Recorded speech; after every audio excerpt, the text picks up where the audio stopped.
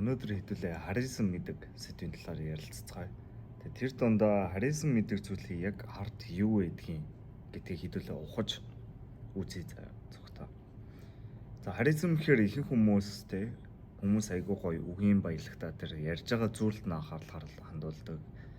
Эсвэл биеийн хилэмжинд нь анхаарал хандуулдаг. Өмсөн, зүүсэн эсвэл харизмтай хүмүүс бусад хүмүүсийг айгүй сайн уншиж чаддаг гэж боддог. Яг нь эдгээр нь үнэнч байж магадгүй. Гэтэ эдгээр зүйлүүд нь бол зөвхөн үр дагавар. Эдгээр нь шалтгаан биш. Яг нь эдгээр зүйлүүдээр бид нар ажиллаж олно л доо тий. Үгийн баялгаа сайжруулах илүү харизмтай хүн шиг харагдах гэж хичээж болно. Гэхдээ тэглээгээд цаанаасаа бид нар яг дотроо тэр харизм гэдэг зүйлийг ургаж гаргуулах тийм зүйл байхгүй. Цаанаасаа зүгээр тий өөртөө итгэлгүй хിവэрэ байгаад ах юм бол ер нь хичээгээд байгаа гэдэг нь харагддаг. Хүмүүс яг энэ хүн хичээгээд байна нэг л зүйл нь биш байна гэдгийг анзаардаг. Тийм болохоор бидний энэ харизм гэдэг зүйл хаанаас гарч ирж ийн вэ гэдэг гол уг үндэс рүү орох хэрэгтэй. Харизм гэдэг зүйл яг хаанаас гарч ирж байна вэ? Тэгэхээр энэ бол үр дагавар шалтгаан нь бол бидний дотор байдаг. Ер нь бол харизм гэдэг чинь энергиг хэлж байгаа. Бусад хүмүүс чиний хажууд яг яаж мэдэрч байгаа. Тэр мэдрэмжийг үүсгэхийн тулд ер нь хүн өөрөө бас дотроо тэр мэдрэмжийг бий болгож иж тэр мэдрэмж нь цацраад бусад хүмүүстэй нөлөөлж чаддаг. Тэгээ тийм болохоор яг үнэндээ те хүний тэр ярьж байгаа зүйл биеийн хилэмжинд байхгүй ч гэсэн яг тэр дотоод энерги зөв өөртөө тогтоож чадах юм бол тэ шаал худлаа юм ярьжсэн ч гэсэн тэр хүн харизмтай байж болдог. Тэгээ цаанаасаа дотроосоо тэр энерги зөв гаргачих юм бол тэр хэлж байгаа үг гацаж төгдөрөхгүй байгаа байдал биеийн хилэмж гэдэг зүйлүүд цаанаасаа ер нь автоматар гарч ирдэг. Тэгэхээр хэдүүлээ бодъё. Харизм гэдэг зүйл энерги юм байна. Аура юм байна тийм. Бид нар бас аура гэж ялгаруулдаг гэж ярьдаг. Тэгээ би саяхан нэг бичлэг үзсэн.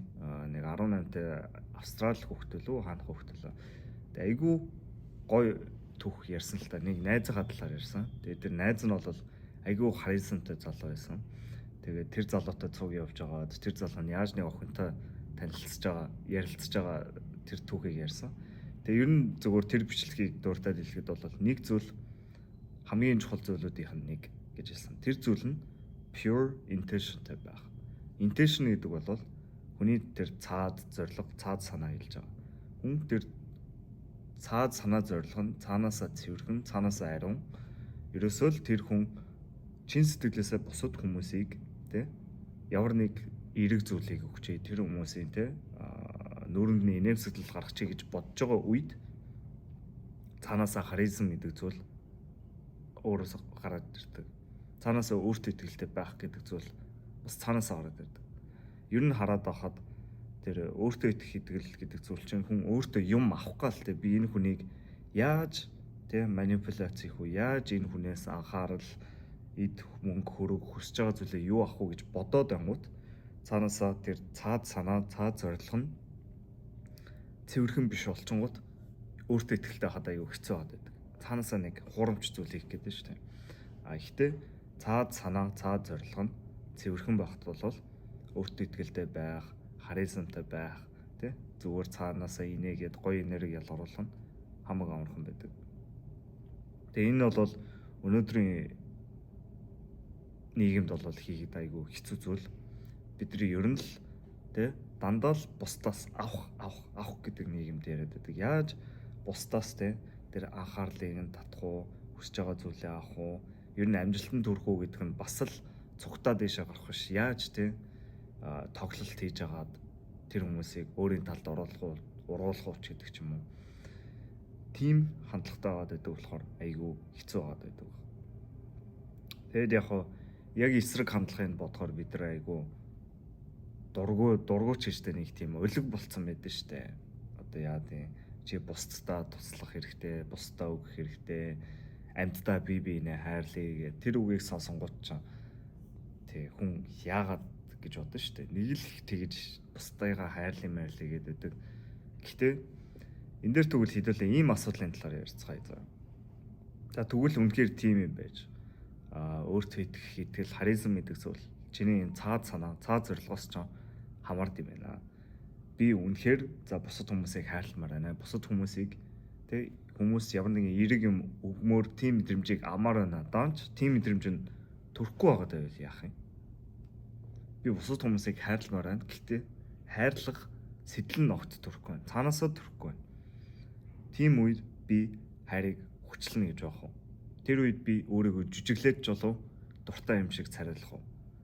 Гэт энэ бол айгүй хэцүү асуулт юм шиг санагдаад байгаа. Энийг бол би ч гэсэн хаяа одоо өөртөө мэдэрдэг. Би ч гэсэн хаяа тэ үнэхээр тийм эерэг баймаар байгаа ч гэсэн заримдаа яг үндэ хайхрах тийм мэдрэмж сэтгэл нь огт төрдөг. Тийм үедээ би өөрийгөө хүчлэх үү гэхээр хүчилж чадахгүй үстэй. Хайр гэдэг зүйлийг хүчээр гаргаж ирнэ гэвэл тэр хайр биш болчихно тийм үү? Жүжиглэнч гэсэн тэ одоо бусад хүмүүс дуртай байгаа юм шиг хайрламаар байгаа ч юм шиг тэг жүжиглэнэ гэдэг бол бас л хайр биш тийм. Тэр бол зүгээр л нэг тийм жүжиглэлт явж байгаа байхгүй яг үндэ жүжиглэлт. Тэгэхээр энэ бол маш нэг том асуудал. Хоёрдугаар бас нэг том асуудал нь гэвэл би бусад хүмүүсийг хайрлах чадахгүй байгаа юм бол би ер нь өөрийгөө яаж хайрлах юм бэ? Энэ бол бас бодооштой зүйл. Ер нь хараад багт шүү дээ. Бид нар өөр бусад хүмүүст хүйтэн хандчихвэл тэр хэмжээгээр өөртөө ч гэсэн тэгж ханддаг л гэсэн үг. Ерөөсөө бидний бусад хүмүүс тавьж байгаа шаардлага нь бусад хүмүүсийн дургу миний дургу хүргэж байгаа зүйл бол миний өөртөө ч гэсэн тэр зүйлээ хийхэд гаргадаг дургу хүргдэг тийм зүйлүүд байдаг. Яг тэгвэл эцээц бидний ер нь бусад хүмүүсээс илүү өөр дээрээ илүү их хүлээлтийг тавьсан байдаг. Тэгээд энийг бол бас ер нь олж анзаарахад хэцүү. Хүмүүсийн талаар нэг тунгааж боддогчгүй. Энийг ер нь анзаарахад айгүй хэцүү. Тэгээд би жишээлбэл бусад хүнийг те яа тийм айгүй шургуу ажиллахыг хүсдэг болвол тэр хэмжээгээр ч гэсэн би өөрөөгөө шургуу ажиллахыг хүсдэг. Бусад хүмүүс шургуу ажиллахгүй байнгут би ууралж эхэлжээвэл би бас өөрөөгөө шургуу ажиллахгүй хахад өөрөөгөө шүүмжилж өөрөөгөө ууралж эхэлж байна гэсэн. Тэгэхээр ийм хоёр том зөвхөн асуултыг би гаргаад ирлээ. Нэгдүгээрт нь хайрламар санагдахгүй байвал яах вэ? Тэгээ хоёрдугаарт ер нь зөвхөн бодох зүйл нь бусад хүмүүсийг хайрлах чадахгүй байгаа юм бол би ер нь өөртөө ямар хандлагатай байгаа билээ гэдэг нь тэр нь бол илүү л дорд зүйл аа. Тэгээ энэний шийдэл нь юу вэ гэж бодоод үзье л доо. Ерөөсөө миний бодлоор тэр хүн цаад санаа цаад зорилгоо цэвэр ойлгоно гэдэг нь энэ хоёр асуултын хариултуудыг л хэлж байгаа. Нэгдүгürt яаж бусдуудыг хайрлах вэ те? Яаж тийм эерэг байх вэ гэд бодоод үзье л доо. Яаж тийм байх вэ гингүүд энэ юу нь бол хариулт нь хитрхи энгийн угаасаа утгагүй. Ерөөсөө л тийм бусдыг хайрлах энергиэс л эхэлнэ. Бусад хүмүүс болон өөрийгөө хайрч энергиэс л эхэлнэ. Тэгээ энэ хариулт нь хитрхи нүүрэн дээр ойрхон ингээд тулаад ирцэн байдаг болохоор бид нар ерөөсөө хардаггүй баг. Бид нар зүгээр л тий хайрч энергийнхаа оронд өөр юмнуудаар ингээд тэр зүйлээ орлуулах гэдэг. Гэхдээ тэглээгээд бүтэхгүй. Тэгэхээр энд бас харж байгаа үз бусад хүмүүсийг болон өөрийгөө гэж байгаа. Хамгийн чухал компонентуудын нэг нь хүн өөрөөсөө эхлэх ёстой. Ер нь энэ сэдв бодоод байхад миний бодож байгаагаас хамаагүй чухал сэдв юм шиг санагдаад байна. Өөрийгөө хайрлна гингүүт ихэнх хүмүүс бол юу ингээл өөрийгөө хайрлах self care гэл юм гачин юм яриад байгаа гэж бодож иж магадгүй. Охтуудад бол тэр нь арай гайгүй гэж магадгүй. Угаасаа л охтууд ч өөр өөрсдөө айгүй арчлах тий тэр тал дээр бас ер нь илүү залуучуудыг бодвол илүү тий санамсартай байгаа юм шиг санагдав. Арай ухамсартай. Залуучууд бол юм өөрөөгөө хайрлах тийм ойлголт угаасаа байхгүй.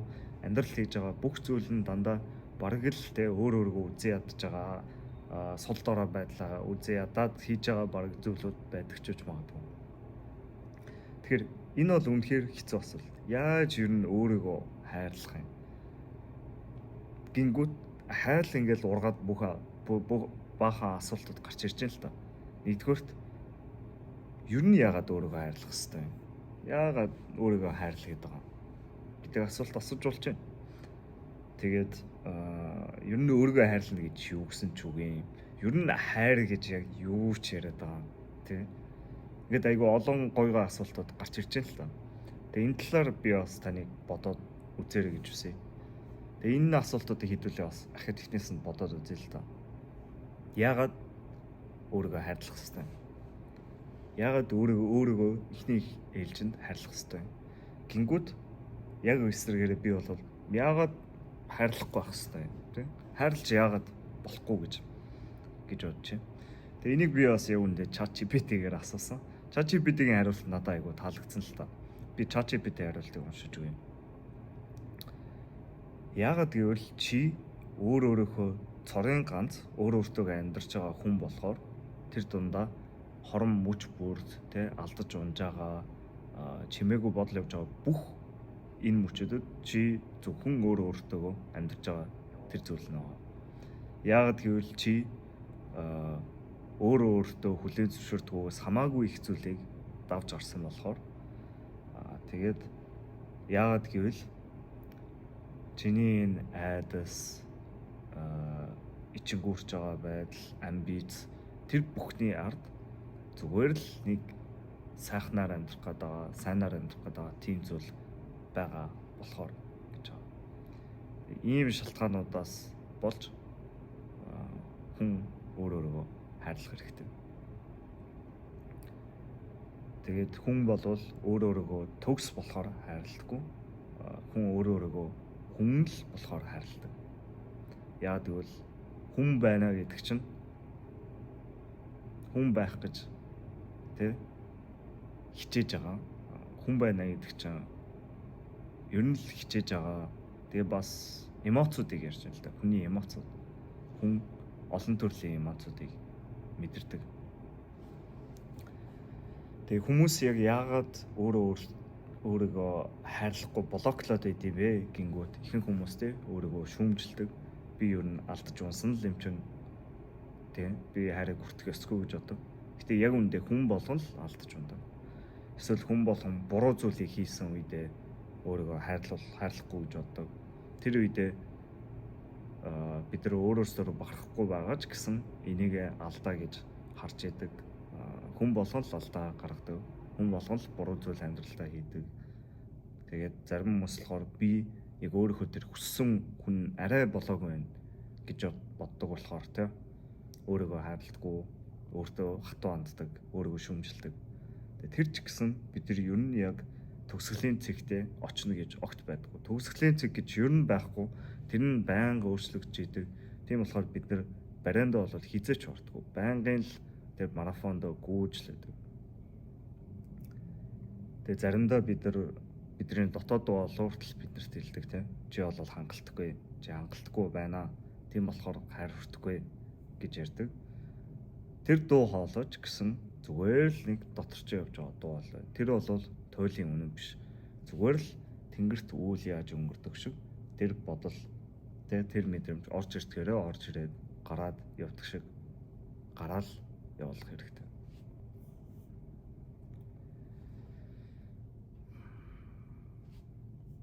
Тэгээ иймэрхүү зүйлүүд ярьж байгаа шалтгаан нь яг эдгээр зүйлүүдийг бид нар өөрсдөө олж харж анзаараад өөрсдөө уучлаа, өөрсдөө хайрлаа гэдэг нь яг ижлэгэн зүйлүүдийг бусад хүмүүс дээр хэрэгжүүлнэ. Бид нар өөрсдийнхөө алдааг уучлж хахад бусад хүмүүсийн хийж байгаа алдааг уучлахад илүү амар болдог. Бид нар өөрсдөө зөөлөн хандахад бусад хүмүүст илүү зөөлөн хандаж чаддаг. Бид нар өөрсдийгөө хангалтгүй байна гэж дүгнэхээ болоход бусад хүмүүсийг хангалтгүй байна гэж шүүмжлэхээ багасгаж эхэлдэг. Тэгвэл өшөө нэг чухал асуулт руу орё л доо. Өөрийгөө хайрлна гэдэг нь юу гэсэн үг юм? Өөрийгөө хайрлна гэдэг нь яг юу гэсэн үг юм? Гэдэг нь хүн болгонд ер нь бол амьдралд нь хайрладаг ямар ч хамаагүй хүн байдаг тийм үү? Тэр үнийг л бодох хэрэгтэй. би тэр хүнийг хайрлахдаа яадаг үлээ гэж бодох хэрэгтэй. Хэрвээ тэгж бодохоор бол бид нар тэр хүнд үнэхээр хайртай болвол тэр хүнийг халамжладаг тийм үү? Халамжлах, хариуцлагатай тийм хүн шиг боддог. Тэр хүнээ хамгаална, тэр хүнээ урам зориг өгнө, тэр хүнээ хүндлэн, тэр хүнд байгаа бүх зүйлийн төлөө тэмцэн, тэр хүнийхээ тэ амьдралах зовлонг нь нэмэглэнэ. Тэгээ ер нь л эцэст зүгээр хайрлаа гэдэг нь би тэр хүнийхээ хажууд байна шүү дээ. Тэр хүн ганцаараа бишээ. Би энэ чиний хажууд байна шүү гэдгийг л хэлж байгаа. Тэгээ энэ бол бусад хүмүүс дээр ярихад бол айгүй амархан ойлгож иж магадгүй. Гэтэ өөр дээрээ энийг яг тусгаад үзтээ. Өөрөөхөө төлөө тэмцэн, өөрөөгөө хүндлэн, өөрөөгөө халамжлан, өөрөөгөө зовлонгод нэмэглэн, өөрөөгөө урам зориг өгнө гэд бодоод үзэхээр өөрөөхөө хажууд байна гэдэг бол хамаагүй ойртосч иж магадгүй л дээ. Тэгэхээр яаж эдгээр зүйлүүдийн яг уг үндэс нь юу юм бэ гэд бодоод үзэхээр миний бодлоор хоёр чухал зүйл байх шиг байна. Нэгдүгürt нь бол яхаа аргагүй энэ empathy гэдэг зүйлтэй. Empathy гэдэг зүйл нь бусад хүмүүсийн юу мэдэрч байгааг мэдрэх, тийм үү? Юу болж туулж байгааг анзаарах. Тэгээ ер нь анзаарахаас эхэлж л та. Бусад хүмүүсийг яг сууж агаад, ажиллаж агаад анзаарахгүй бол юу гарч ирж байгааг харахад хэцүү. Тэгэхээр бид нар ингээд заримдаа өөрийгөө эерэг байх гэж хүчлэх те, хайрлах гэж хайрыг бий болгож хүчлэхээс илүү зүгээр л анзаараад юу болох нь гэдгийг харж эхлэхэд тэр нь гарч ирэх боломжтой. Зүгээр л шууд байна шүү дээ. Гаданд 90 тойрны хүмүүсийг яг анзаарч үзвэл царайны өөрөөл мэдэрч байгаа мэдрэмжүүд нь яг юу байна гэдгийг анзаараад үзэрэй гэж хүсье. Тэр бол аюул сонирхолтой. Ялангуяа хүн янз бүрийн эмоцийг гаргаж яхад надад тэр ингээ хүнийг айгүй хүн болгодог зүйл юм шиг санагдаг л та. Хүн яг догтлж байгаа тэр мөчийг нь анзаарах, гуниглж байгаа тэр мөч байна. Эсвэл зүгээр л өдөр тутмын зүгээр л хийдэг зүйлээ хийгээл ажиллаа хийж байгаа хүмүүсийг харахад хүртэл нэг тийм цаанаасаа нэг тийм хүндлэг зүйл аваад байдаг. Тэгээд зүгээр л тэр үед ажиглаад тэнчэнээс тэр үнийг заавал хайрлая гэж өөрөөсөө юм гарахгүйгээр зүгээр л ажиглаад үзвэл юу болох вэ? Зүгээр жоохон сониоч байгаад үзэх хэрэгтэй. Энэ нь бас хоёр дахь зүйл нь. Ер нь empathy гэдэг чинь бас энэ сониоч байх зүйлтэй холбоотой. Сониоч байх. Яг миний харж байгаа энэ хүн одоо толгой дотор нь юу бодогдчих юм бол те ямар амьдрал туулж явж байгаа юм бол зүгээр л нэг годомжинд явж байгаа те дурын хүнээ харахад бид нар энэ хүн одоо хаашаа явж байгаа юм бол юу бодож байгаа юм бол те зүгээр өмсөн зүснээс нь харж агаад дүгнэх гэхээсээ илүү те зүгээр яа тийм энэ ер нь ийм урлагийн хүн ч юм уу иймэрдүү хүн байж магадгүй юм байна. Эсвэл өөр хүнтэй ярьж байгааг нь хараад энэ үнтэй ямар харилцаатай юм бол гэд яг тийм хэрэгтэй хэрэггүй юм бодож байгаа ч гэсэн ер нь тэр хүний оронд өөрийгөө тавьж эхлэнгүүт илүү тийм ганцаараа биш те яг тийм ижилхэн биднэрт бүгдээрэнд нь байгаа тийм хүндлэг зүйлүүд шууд надад ажиглагддаг юм шиг санагддаг. Бүгдээрээ л яг амьдралыг туулаад явж байгаа. Бүгдээрээ л те зовн, жарган, гуниглан бүх эмоцуудыг мэдэрдэг. Тэгэхээр тэр хүндлэг болгож байгаа эмоцуудыг ер нь бол хүн анзаарвал айгүй хэрэгтэй юм шиг санагддаг. Тэгээ тийм ч болохоор ер нь бол урлагийн салбар дээр, кинонууд дээр тэр эмоц гэдэг зүйлтэй айгүй гүнзгий зүйл. Бид нар бол ер нь айгүй тэ хүн шиг ийм сэтгэл хөдлөлтөй амьтад ер нь бол айгүй ховор штэ. Тийм. Бусад амьтад бол сэтгэл хөдлөлгөн байдаг. Гэхдээ эцээст хүнийг хараад ангууд ер нь яг энэ сэтгэл хөдлөлөөрөө л удирддаг амьтан. Тэгээд яагаад энийг ус ярьж байгаа гэхээр бас түрүүний ярьсан санаатай холбоотой хүн таны юу хэлснийг сандгүй, таныг яаж мэдрүүлсэнийг л сандаг. Хүн таныг юу хэлснийг сандгүй, яаж мэдрүүлсэнийг л сандаг. Тэгэхээр ер нь бол энэ эмоц гэдэг зүйлийг бид нар анзаарах хэрэгтэй. Тэгээ бидний нэг бас асууж болохгүй асуулт нь ер нь хүмүүсийг юу мотивацч болтын тий? Хүмүүс яг ямар мэдрэмжийг мэдрэхийг хүсдэг юм бэ гэдгийг бодох хэрэгтэй. Бусад хүмүүс бол тий бидэртэй яг л ижлэх юм. Энэ асуултыг хариулъя гэвэл би ямар мэдрэмжийг мэдрэхийг хүсдэг юм бэ гэдэг асуултанд л хариулахад болов. Би ямар мэдрэмжийг мэдрэхийг хүсдэг юм. Тэнгүүт хариулт нь айгүй амархан тий. Би бол аюулгүй байдлыг мэдэрмээр байна. Би бусад хүмүүст ойлгогдсон мэдрэмж амаар байна. Би бусад хүмүүсээр тий талархагдмаар байна, хүндлэгдмээр байна. Бусад хүмүүстэй холбогдсон тийм мэдрэмж амаар байна тий. Би энэ хүмүүсийн нэг хэсэг шүү гэдгийг мэдэрмээр байна гэсэн үг. Тэгээ ер нь яг хэтэрхий ингээд абстракт зүйлүүд ярьж байгаа ч гэсэн эдгээр зүйлүүдээр баг зэрэг ойлгогдсон байх гэж найдаж байна. Эдгээр зүйлүүд нь ядчил дараагийн удаад илүү зөөлөн илүү те эерэг энергийг яаж гарах юм бэ гэх юм бол хүн өөр дээрээсээ эхэлж байгаа. Сэтгэл хөдлөлүүдийг анзаарахаас эхэлж байгаа. Бусад хүн дээр болон өөр дээр тэр сэтгэл хөдлөлүүдийг зүгээр л анзаараад сонирхож байгаагаас эхэлж байгаа. Тэр үед хүчлэхгүй ч гэсэн миний бодлоор хайр гарч ирэх боломжтой гэж бодож байна. За тэгээд сүүлд нь хэлэхэд ер нь бол нойрыг бас дутуу үнэлэх хэрэггүй. Хүн цаанаасаа сайн амарсан үед бол бүр нүүрний тэгшим нь хүртэл айгүй сайн байдаг. Хүн илүү бараг царайлаг харагдаг гэж хэлдэг. Тэгээд тэрэн дээр нэмээд илүү амарсан хүмүүс угаасаа л цаанаасаа сэтгэл хөдлөлтөнд илүү доктортой байдаг болохоор тэр энерги нь ер нь бол хүний энерги ер нь байнга цацарч байдаг. Тийм болохоор хүн цаанаасаа сайн амарсан байх юм бол цаанаасаа тий гоё мүүдтэй тэгээд хүмүүстэй харилцаад хамаагүй амар байдаг. Тэгэхээр нойрыг бол бас дутуу олж болохгүй. За ингээд энэ бичлэг таалагдсан гэж найдаж байна. Хэдүүлээ дараагийнхаа бичлэгээр уулзцаая. За хэдүүлээ өөрсдийн болж болох ёстой тийм хүмүүс болцгоё. Баярлалаа. За та тэгээд манай хамт олондоо нэгдээд надтай ажиллахыг хүсвэл description дээрх линкийг шалгаарай. Баярлалаа.